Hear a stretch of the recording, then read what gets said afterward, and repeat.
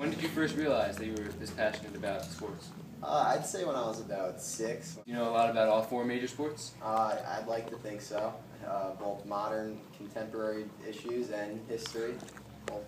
And I hear you know a lot of facts about all of the leagues. Yeah, I do. I do my fair share of research, and I'd like to think I'm somewhat of an expert in the field, and hopefully when I get older I'll have some sort of job as an analyst or a historian or something like that.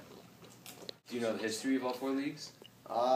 Pretty much. I'd like to think I know just as much about the 1962 MLB season as the 2012 season.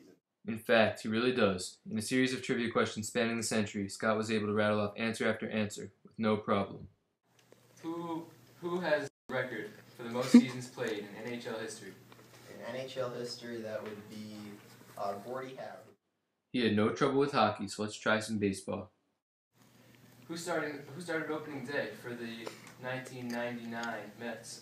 The 1999 Mets would be Paul Wilson, who started that opening day. Do you know who started for the opposition? That was against the Cincinnati Reds, and I believe it was Rob Dibble.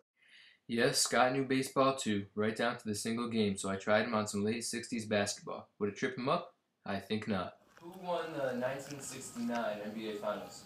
The 69 NBA Finals showcased the Knicks and the Lakers, and that was the Knicks' first championship.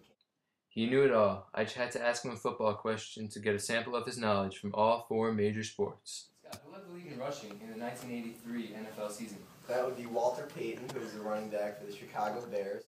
Every game of every season of every sport. Scott knew it all. His responses were all quite extensive, and after he addressed the question, he put his answers into context and gave me a jaw-dropping amount of details that only a truly dedicated fan would know.